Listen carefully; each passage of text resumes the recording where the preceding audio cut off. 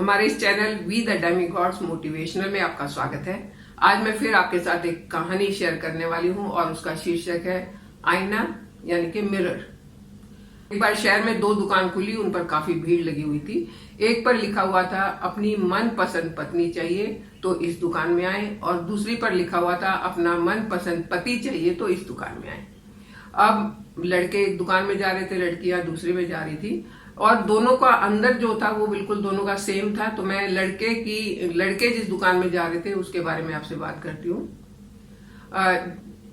लड़का अंदर गया और उसको लगा कि शायद अंदर कोई रिसेप्शनिस्ट बैठी होगी या कोई फॉर्म भरना होगा या कुछ होगा या कोई लड़की होगी जिसको देखना होगा, लेकिन वहां ऐसा कुछ भी नहीं था। वहां पर आगे फिर 2 दरवाजे थे। एक पर लिखा हुआ था कम उम्र की पत्नी चाहिए तो इस दरवाजे में जाएं, अधिक उम्र की चाहिए तो इसमें जाएं। जाहिर सी बात है, कम उम्र वाली में गया लड़का। आगे गया तो वहां फिर 2 दरवाजे थे, वहां भी कोई उसको दिखाई नहीं दिया। एक दरवाजे पर लिखा था सुंदर पत्नी चाहिए तो इस दरवाजे में जाएं, और नॉर्मल चाहिए, साधारण चाहिए तो आप इस दरवाजे में जाएं।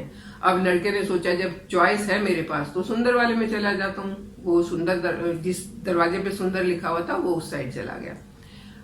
अब उसे लग रहा था कि शायद अब कुछ मिल जाएगा, लेकिन वहां आगे गया तो फिर से 2 दरवाजे थे। एक पर लिखा हुआ था अच्छा खाना बनाने वाली चाहिए या नॉर्मल खाना बनाने वाली। अब वो फिर अच्छा खाना बनाने वाले दरवाजे में चला गया, लेकिन यहाँ भी उसे कुछ नहीं मिला। फिर 2 दरवाजे मिले।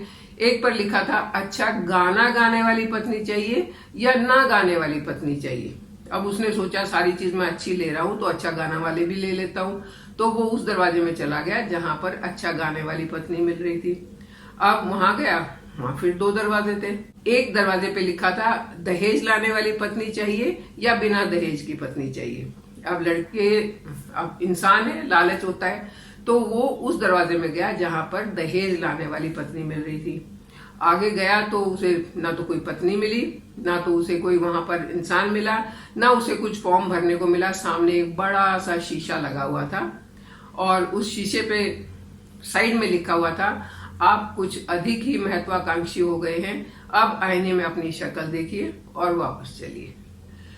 तो ये कहानी सुनाने का मेरा आज का मकसद ये है कि हम इंसान बहुत अधिक महत्वाकांक्षी हो गए हैं। हम प्रकृति के साथ, माँ प्रकृति के साथ बहुत ज्यादा छेड़छाड़ करने लग गए हैं। पहले इंसान पैदल चलता था तो उसने पहिए की खोज की। पहिए की खोज के बाद से उसके पास साइकिल, स्कूटर, गाड़ी, बस, एरोप्लेन सब कुछ मिल गया उसको, लेकिन उसकी जो आकांक्षाएं थी, महत्वाकांक्षाएं थी, वो खत्म नहीं हुई। अब हम इंसान इस हद तक प्रकृति को खराब कर रहे हैं कि जंगल कट रहे हैं, नदियों में पॉल्यूशन बढ़ रहा है, उसमें मिलों का, फैक्ट्रियों का कचरा जा रहा है। मतलब हम प्रकृति का इतना दोहन कर रहे हैं कि हम उसकी तरफ ध्यान ही नहीं दे रहे, अपनी मुझे अच्छा चाहिए, मुझे अच्छा चाहिए, यही देख रहे हैं। तब क्या होता है, प्रकृति फिर हमें आईना दिखाती है, जैसा कि अभी दिखा रखा है। पूरे दुनिया में महामारी फैला दी, और एक ऐसी बीमारी की जिसमें आपको घर में रहने को मजबूर होना पड़ा, जिसमें आप घर से बाहर नहीं निकल सकते हैं, और हवा थोड़ी शुद्ध हुई है तो तब भी आपको मास्क पहनना पड़ता है। आप किसी के पास जा नहीं सकते हैं, सोशल डिस्टेंसिंग करनी है, आप किसी से हाथ नहीं मिला सकते हैं, आपको पुराने रूट पर जाना है, आपको नमस्ते करके किसी को ग्रीट करना है।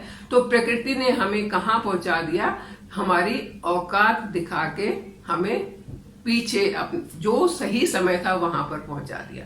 अगर हम इसी तरीके से प्रकृति के साथ छेड़छाड़ करते रहे तो प्रकृति बदला लेने में कभी पीछे नहीं हटती है। कभी बाढ़ आती है, कभी तूफान आते हैं, कभी साइक्लोन आते हैं, और कुछ नहीं तो कोरोना आ गया।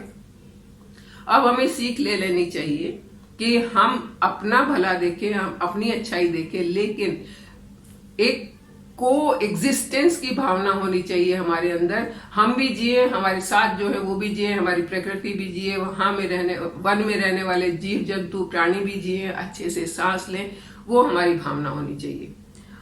तो ये कहानी मुझे सुनाना इसलिए जरूरी लगा कि आज के माहौल में अगर हम अब भी कुछ सीख लेते हैं, अब भी हम ध्यान करते हैं कि हम अपने एनवायरनमेंट को पॉल्यूट ना करें, गंदा नहीं करें, हवा को शुद्ध रखें, पानी को शुद्ध रखें, बिजली पानी की वेस्टेज नहीं करें। बहुत सी छोटी छोटी चीजें हैं जिनको अगर हम समझ लेते हैं तो हम बहुत सुखी हो जाएंगे, बहुत अच्छे से प्रकृति हमारा साथ देगी। और अगर नहीं समझते हैं तो ऐसे ही झटके लगते रहेंगे और हम दुखी होते रहेंगे। तो आई होप ये स्टोरी और इसकी शिक्षा आपको जरूर पसंद आएगी। आप इसे आगे पास ऑन करिए, औरों को बताइए, ताकि हम अपने एनवायरनमेंट की तरफ, हम अपनी अर्थ की तरफ ध्यान दे पाए और उसे अच्छा खूबसूरत स्वर्ग बना पाए। आप मेरे साथ बने रहिए, चैनल को सब्सक्राइब कीजिए। Thank you.